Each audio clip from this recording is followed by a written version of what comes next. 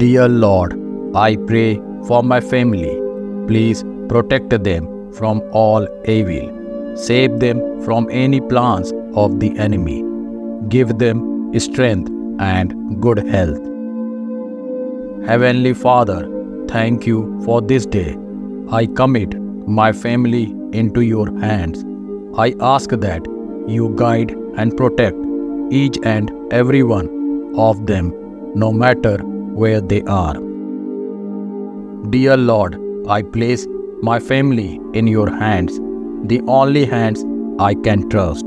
Please take care of their mental and physical health, their relationships, their finances, and their connection to you. Everlasting Lord, with my family, I come before you today. Be our pillar of strength and compass. Give us courage and guidance in whatever we do. Assist us in overcoming any adversity that may arise. God, you are our safe haven.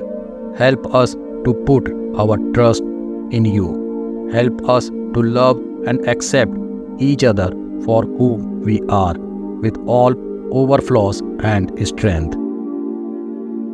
Dear God, I come before you not on my own behalf, but for their own good. Bless the ones I love, strengthen their faith. Let them live with contentment and rejoice in gladness.